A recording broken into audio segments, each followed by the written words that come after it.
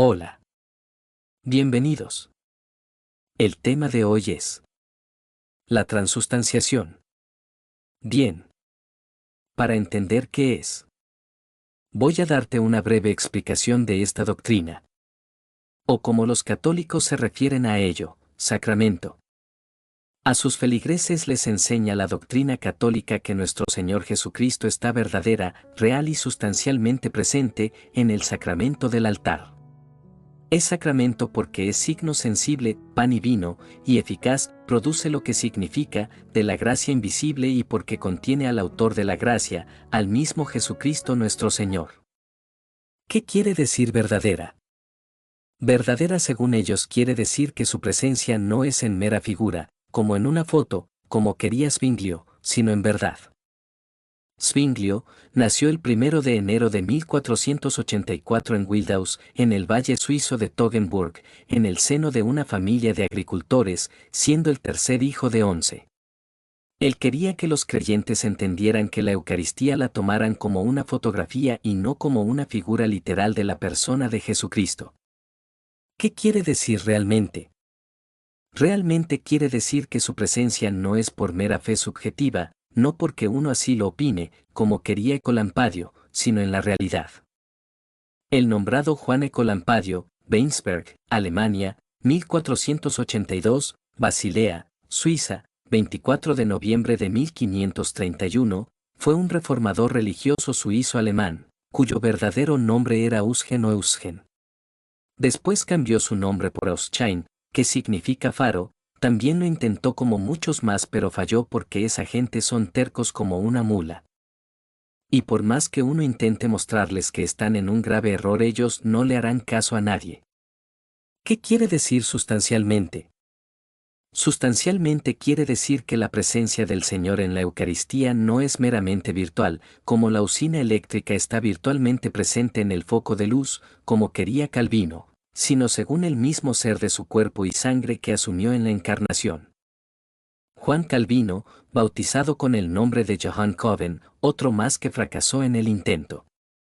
Latinizado como Calvinus Noen, 10 de julio de 1509 Cantón de Ginebra, 27 de mayo de 1564, fue un teólogo y filósofo francés, considerado como uno de los autores y gestores de la Reforma protestante.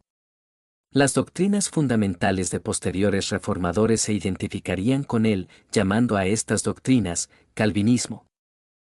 El Concilio de Trento enseña que, si alguno negare que en el sacramento de la Eucaristía se contiene verdadera, real y sustancialmente el cuerpo y la sangre, juntamente con el alma y la divinidad de nuestro Señor Jesucristo y, por ende, Cristo entero, sino que dijere que solo está en él como en señal y figura o por su eficacia, sea anatema. Según el catolicismo nuestro Señor se hace presente por la conversión del pan y el vino en su cuerpo y sangre. Esa admirable y singular conversión se llama propiamente transubstanciación, no consubstanciación, como quería Lutero. Martín Lutero, en alemán, Martin Luther, 10 de noviembre de 1483, 18 de febrero de 1546, nacido como Martín Lutero, fue un teólogo, filósofo y fraile católico agustino que comenzó e impulsó la Reforma protestante en Alemania y cuyas enseñanzas inspiraron la doctrina teológica y cultural denominada luteranismo. Lutero quiso hacerles entender a los católicos que la transubstanciación era una aberración, un tipo de canibalismo imaginario, pero lamentablemente fue uno más de los que fracasó en el intento por eso. Y por una serie de herejías y doctrinas erradas comenzó la Reforma protestante ya mencionada. La consubstanciación. ¿Qué significa? Acción y efecto de consubstanciarse. Usado también en sentido figurado. En oposición a la doctrina católica de la transustanciación, presencia de Jesucristo en la Eucaristía en sentido literal, es decir, conservando el pan y el vino su propia sustancia y no una mera apariencia. Dicho esto, ahora veamos qué nos dicen las Escrituras acerca de tal herejía. El dogma de la transubstanciación asegura que la sangre y la carne de Cristo se convierten literalmente en vino y pan u hostia, respectivamente al momento en que la gente que acude a misa toma de dichos elementos. De acuerdo a la Biblia, esto está muy alejado de la realidad, ya que la persona que estuviera comiendo carne y sangre literal de otro ser humano estaría violando la ley de Dios de acuerdo a Génesis 9:4, Levítico 17, 10, 12 y Hechos 15, 28-29. Aunque Jesús expresó de acuerdo al Evangelio de Juan 6, 53-54, que el que comiera de su carne y bebiera de su sangre tendría vida eterna, es obvio que se refería metafóricamente a que el que ejerciera fe en su sacrificio redentor representado por su sangre, vino y carne, obtendría vida eterna de acuerdo a lo que dice Juan 3:16. Los que entendieron literalmente esas palabras de Jesús se sintieron ofendidos y lo abandonaron, ya que para los judíos era aberrante la idea del canibalismo, cosa que Jesús mismo obviamente no practicaba ni recomendaba, ya que él vino a cumplir con el más mínimo detalle de la ley, Mateo 5, 17, 19.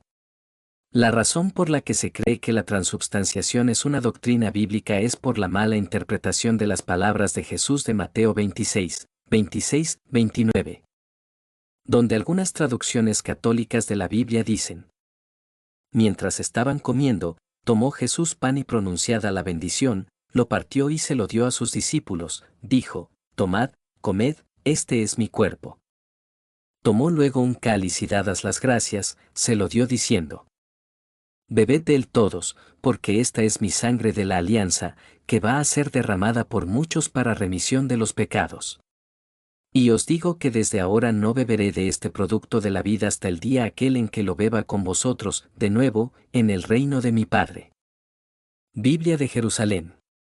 Sin embargo, otras traducciones católicas de la Biblia como la Nácar Colunga 1972, Torres Amat 1925, The Christian's Bible New Testament 1928 y A New Translation of the Bible 1934 dicen significa representa en lugar de es y son.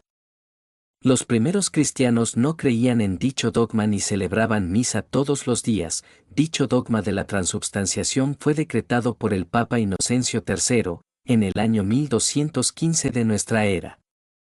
¿Cuál es la razón por la que los testigos de Jehová rechazan la transfusión de sangre? El rechazo por parte de los testigos de Jehová a recibir transfusiones sanguíneas siempre ha representado para los médicos un conflicto ético y un problema en la relación médico-paciente. Las razones de este grupo para rechazar las transfusiones se basan en motivos religiosos por un mandato explícito de su deidad, que se encontraría en su libro sagrado. Para ellos el hecho de aceptar esta medida terapéutica les significa una pérdida en el ámbito espiritual de tal importancia que se considera intolerable. Tanto es así, que prefieren la muerte a aceptar una transfusión sanguínea. Sin embargo, hay que reconocer también que la actitud de este grupo, y de manera paradójica, ha permitido avances en el manejo sin transfusiones de pacientes en estado crítico y también en el desarrollo de sustitutos de la sangre. Desde que este grupo empezó a cuestionar las transfusiones, tanto por motivos religiosos como por las complicaciones de estas terapias, la cantidad de transfusiones de sangre se ha reducido considerablemente con el consiguiente beneficio para todos los pacientes.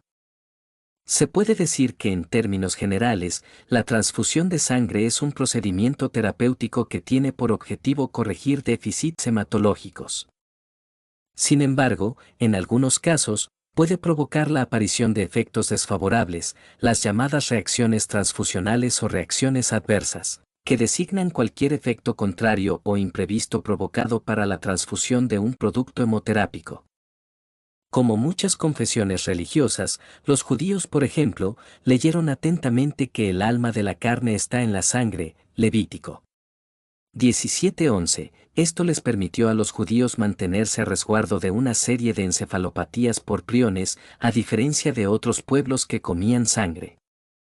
Era verdad, por alguna razón, aunque no sabían exactamente cuál, ni un judío de los primeros podría haber explicado científicamente por qué, el abstenerse de sangre los mantenía protegidos.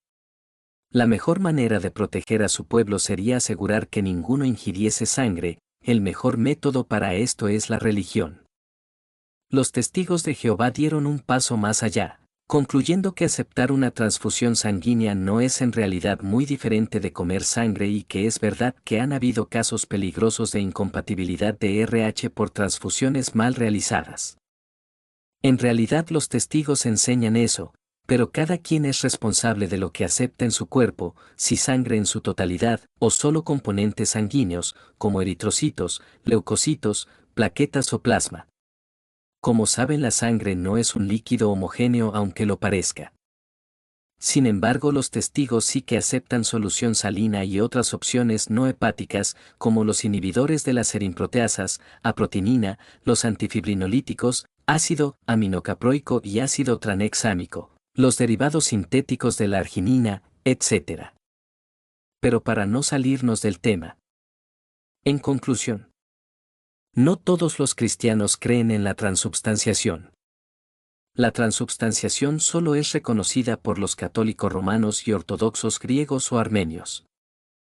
Hace referencia al cambio de una sustancia en otra, referido al caso de la celebración de la Eucaristía, se entiende que cuando se participa de hostia, ésta se convierte en el cuerpo de Cristo y en la participación del vino, éste se convierte en la sangre de Cristo. Para los demás cristianos, participar del pan y el vino tiene el mismo sentido celebratorio, pero al pan y al vino solo se los considera símbolos no transmutables. Cuando nuestro Señor dijo hagan esto en conmemoración mía, o como dijo en Juan 6, 46-71 en verdad os digo, si no coméis la carne del Hijo del Hombre y no bebéis su sangre, no tenéis vida en vosotros. El que come mi carne y bebe mi sangre, tiene vida eterna, y yo le resucitaré en el día postrero. Porque mi carne es verdadera comida y mi sangre verdadera bebida. No se refería a que se comieran su cuerpo y bebieran su sangre literalmente, sino figurativamente, es decir, de una forma metafórica. Porque él también dijo yo soy la puerta y él no era una puerta. También dijo yo soy el camino y no era un camino. Es una locura lo que hacen los hermanos católicos, pero no estoy aquí para juzgarlos, sino para que si alguno entiende lo que acabo de decir se aleje de esas prácticas y entre en el camino correcto de la fe, la misericordia y la gracia de nuestro Señor Jesucristo. Hasta aquí el video de hoy. Que la paz y la gracia de nuestro Señor sea con todos. Gracias por ver.